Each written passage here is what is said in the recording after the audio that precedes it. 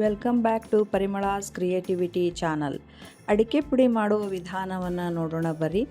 ಬೇಕಾಗುವ ಸಾಮಗ್ರಿಗಳು: ಅಡಿಕೆ ಪುಡಿ, ಲವಂಗ, ಏಲಕ್ಕಿ, ಖಸಖಸಿ, ಒಣ ಕೊಬ್ಬರಿ, ಪಚ್ಚಕರ್ಪೂರ ಹಾಗೂ ಕ್ರಿಸ್ಟಲ್ ಕಲ್ಲುಸಕ್ಕರೆ. ಗ್ಯಾಸ್ ಸ್ಟವ್ ಮೇಲೆ ಒಂದು ಬಾಣಲೆಯನ್ನಿಟ್ಟು 1-2 ಚಮಚ ತುಪ್ಪವನ್ನು ಹಾಕಿಕೊಳ್ಳಬೇಕು. ಅದಕ್ಕೆ ಅಡಿಕೆ ಪುಡಿಯನ್ನು ಹಾಕಿ ಚೆನ್ನಾಗಿ ಹುರಿದುಕೊಳ್ಳಬೇಕು.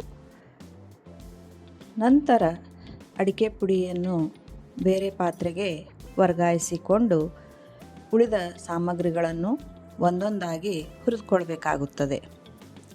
ಇದು ಬ್ರಾಹ್ಮಣ ಶೈಲಿಯ ಅಡಿಕೆ ಪುಡಿ ಅಂತಲೂ ಹೇಳಬಹುದು. ಇದರಲ್ಲಿ ನಾವು ಏಲಕ್ಕಿ ಮತ್ತು ಲವಂಗವನ್ನು ಹುರಿದುಕೊಳ್ಬೇಕಾಗ್ತದೆ.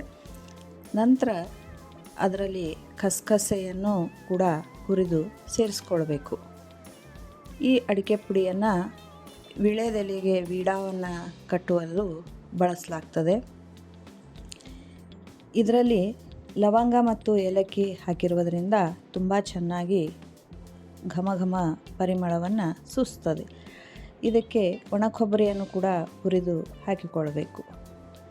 ನಂತರ ಮಿಕ್ಸಿ ಜಾರ್ನಲ್ಲಿ ಏಲಕ್ಕಿ ಲವಂಗವನ್ನು ಪುಡಿ ಮಾಡಬೇಕು. ಆ ಹುರಿದಿಟ್ಟುಕೊಂಡ ಅಡಿಕೆ ಪುಡಿ ಮಿಶ್ರಣಕ್ಕೆ ಒಣ ಕೊಬ್ಬರಿ ತುರಿ, ಏಲಕ್ಕಿ ಲವಂಗದ ಪುಡಿ, ಖಸಖಸಿ ಹಾಗೂ ಪಚ್ಚಕರ್ಪೂರವನ್ನು ಸೇರಿಸಿ ಮಿಕ್ಸ್ ಮಾಡಿದರೆ ಅಡಿಕೆ ಪುಡಿ ಸಿದ್ಧ.